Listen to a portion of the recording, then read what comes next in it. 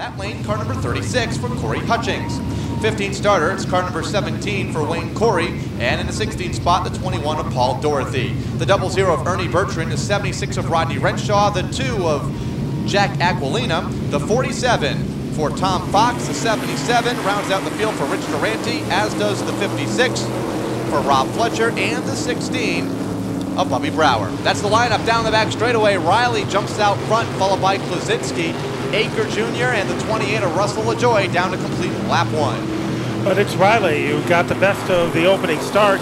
Klozinski gets a little out of shape on the front straightaway. That enables Aker in car number 22 to pull in front. And look at Shawn Monahan in car number 13. He is off to a great start. Monahan's in that third spot, then they're all stacked up behind them in a battle for fourth with the 03 of Diego Monahan, the 70 of Klozinski, the 35 of Bruce Thomas Jr. Here comes Skip Brunig, and the 02 has had a great month of June so far with a second place finish already 2 weeks ago. He's to the inside lane, moving to the front in a hurry. As he gets ahead of Mike Klozinski, so keep an eye on the 02, the purple car of Bruning. Meanwhile, things are heated in the battle for third and fourth. On the bottom is Diego Monahan. Aker trying to hold him off on the high groove, and Aker is succeeding by centimeters. Maybe Monahan got him that last time. Aker in the outside lane, Monahan down low, side by side for the third spot.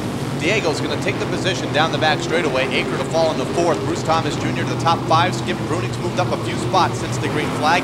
He's in 6th, and it's Paul Hurd, Larry Goss, and Michael Klozinski, the unofficial top 10. Back to turn number 2. Those spots already changing amongst the battle for 5th. Skip Bruning's father came all the way from Arizona this weekend to watch his son in action, and he is seeing quite a race so far. Bruning goes far to the outside to just nudge ahead of Thomas in car number 35. Single file amongst the front 4. Russell LaJoy getting shuffled out of the lead pack a moment ago. Car number 3 for Mark St. Hilaire having a tough time moving forward, still mired in traffic deep in the field. Right now behind LaJoy and the Corey Hutchings, number 36. Hutchings and Sabia get together on the front straightaway. They're okay though, down into turn number 2. Skip Bruning up to 5th at turn 3. And trying to follow Bruning up to the front is Larry Goss in car number 6. But right now he's kind of hemmed in by the 35 of Bruce Thomas. Also making a statement on the bottom, car number 32, Paul Hurd. And the yellow comes out as car number 77 by Richard Durante is marooned off of turn 4. The gold comes out for the first time. And we'll have to catch our breath following the driver change. They're about to prove it off of turn number 4 with Glenn Riley to the inside, the 13 of Shawn Monahan to the outside. Monahan, of course, one of the voices during the Wild and Wacky Wednesday shows here. Behind the wheel of a late model, down into turn number 2. Well, he has a lot to talk about right now as he is pulled even with Glenn Riley. Those two cars almost crazy glued together as they hit turn 4. Who has the advantage? By slivers, it's Shawn Monahan, a new leader in our race. The whole inside row stacked up off of turn number 4 behind Michael Klozinski. Everybody made contact, but everybody kept going. Klozinski now stacks everybody up on the back straightaway. Point leader Mark St. Hilaire is involved. Paul Dorothy in the 21 is involved. Bubby Brower will escape injury, but 3 cars involved in an incident on the back straightaway with 21 laps to go, including Mark St. Hilaire, having another solid run here in the race's early stages, running 5th. So the Bob Valente Auto Mall Monte Carlo has hit the sidelines, and that means we are ready to resume racing here at the Speedbowl. The green is out, a good jump by Shawn Monahan, and Diego Monahan takes advantage of the situation to dart into second place. So a pair of Monahans at the front of the field, and look at Diego. He has a burst of adrenaline as Diego Monahan has taken the lead, but the yellow comes out. Apparently that was an unfair start. And we will go back. We will go back to the drawing board as Shawn Monahan got a little anxious on that restart. A little anxious last time by for 13. Shawn Monahan will slow the field in turn number 2 and try it again, this time off of turn number 4. It's Gatorade night here at the Waterford Speedbowl. Glad you can make it out. 5 divisions strong, already 1 feature winner for Len Beebe and the Legends cars. Late models out on the speedway now. And what a race that was, as Len Beebe winning by a couple of fingernails. As we get back up to speed, a lot of bumping back in the pack as Donald Aker is off the pace. Goss gets bobbled around, but while all the chaos happens deep in the pack, Shawn Monahan is taking the lead. Yeah, Don Aker looks like might have missed a shift on the restart and fell back a half a dozen positions. Running fourth at the time, now back to 10th as Monahan leads him back down to the stripe.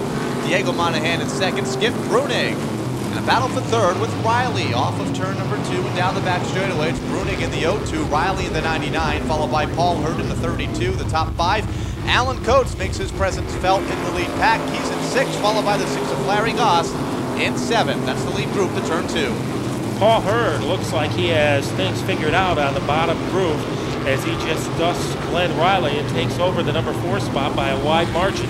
The next target on his agenda is the 0-2 of Skip Bruning. But Kyle, Skip looks pretty formidable here in the first 12 laps. Skip Bruning having a great run, started in the latter half of the top 10, won his qualifying heat earlier this evening and is now up to third. We want to make mention of Mark St. Hilaire. He's back out on the speedway and has picked up 4 spots since the restart. Now Hurd goes on the outside of Skip Bruning in the battle for 4th, but Bruning once again is able to hold him off. The 90 of Coates loses a couple of spots on that exchange. Larry Goss picks up a spot. Yeah, Coates broke his momentum on the back straightaway, about tagged the outside guardrail in car number 90. It doesn't bother him a bit though, as he goes right back to the outside lane of Larry Goss. A couple of cars go around in turn number 2. Caution is out, and St. Hilaire caught up in it once again in car number 3, along with the 22 of Don Aker, the 35 of Bruce Thomas Jr. But it does take its toll on the pit crew. You have to have a very dedicated team in back of you to make it work, and Tommy Fox certainly has that, as our pace car is left. The spotlight is shining brightly on our late model competitors. Shining brightly on the Monahan boys at the front of the field. Shawn to the inside, Diego up high.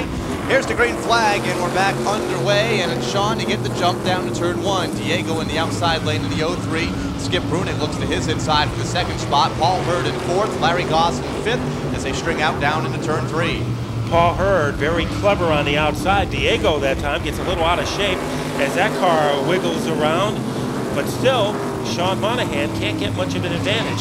So that car is shaking and rattling and rolling on Diego Monahan, but he's keeping it in 2nd place. Shawn doing a good job on the inside lane with Diego to the outside. Skip Bruning now challenges Diego for the 2nd spot. Back to turn number 1. Bruning to the inside.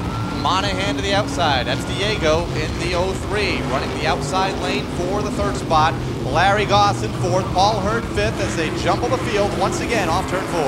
Larry Goss has found a home on the inside groove. He has pulled even with Diego Monahan, so it's Goss on the outside. Upstairs is Monahan, and Monahan still has the advantage by a half a car length. Yeah, but having a tough time getting around the speedway in the outside lane. Larry Goss is going to grab the spot at the line. Paul Hurd next in line to pass Diego in the inside groove. Past the halfway mark now, 12 laps remain in this feature event for the late model stock cars. We have had 2 caution flags. Shawn Monahan has led most of the distance. Skip Bruning has made up the most ground. Starting in 9th, is now running in the runner-up spot. Mark St. Hilaire trying to make his way into the top 10 in the 3 after being involved in 2 incidents. He's just outside of the top 10 on the backstretch. Perhaps moving fastest of all at this stage of the race is Tommy Fox. He has infiltrated the top 6, now has its sights set on Diego Monahan. Remember, Diego said that car wasn't ready till about 1 o'clock this afternoon, and he may be having some handling problems with car number 03. He has slid back to the 5th spot after restarting in the 2nd position less than 10 laps ago. Running in 5th now and falling into the inside line. Tommy Fox running in 6th, Alan Coates 7th, Corey Hutchings in 8th. Skip Bruning now starting to make a move on the 13 of Shawn Monahan. Monahan has led this race for a long time, but his shadow is colored purple, and its name is Skip Bruning. Skip Bruning looking to the inside on Monahan down the back straightaway. He has plenty of time, still 7 laps to go when they hit the stripe for the race leaders, but now Bruning is looking at the color purple in his rearview mirror in the form of Larry Goss in car number 6. Paul Hurd runs next in line in the 32. Then it's Monahan and Alan Coates running side by side for the 5th spot. Off turn 4, down to the stripe with 6 to go. Alan Coates has turned up the wick as he has moved all the way to 5th, sailing on the outside of Diego Monahan. So Coates is going to be a contender.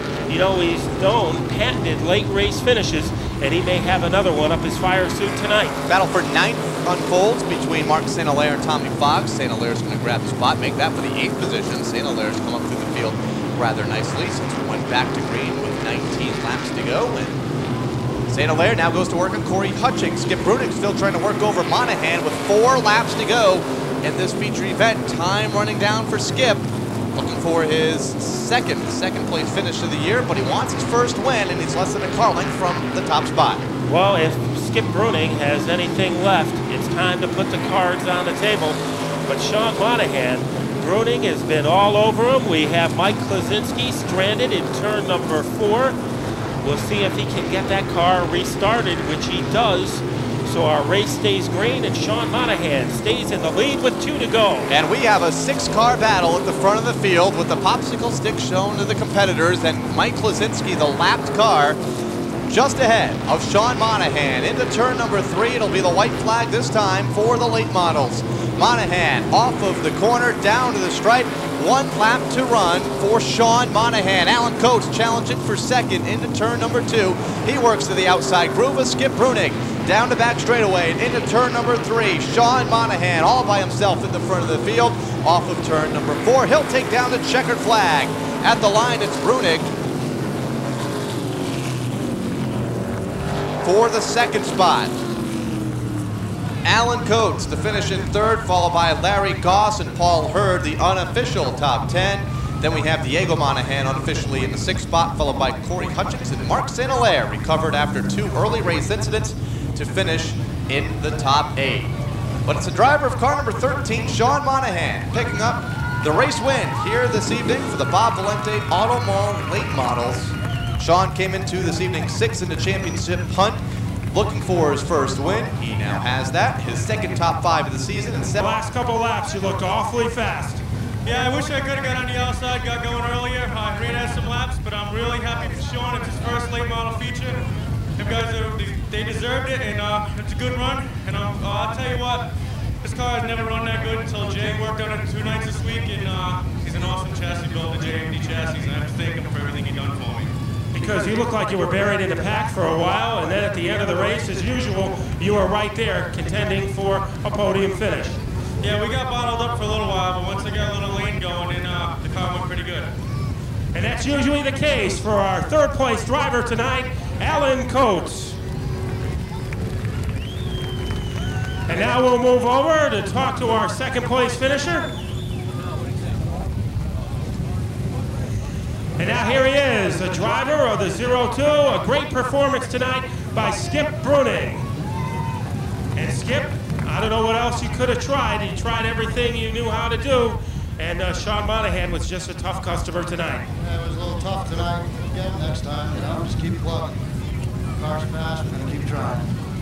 And of course, you had a little visitor tonight, I understand, from Arizona to see you in action, and you put out a good show. Yeah, my dad and my brother up from Arizona. Glad to do good for him, you know. Well, he race win earlier and a 2nd place finish tonight. A great performance by the driver of car number 02, Skip Bruning. And now let's go to the winner's circle where quite a celebration is going on.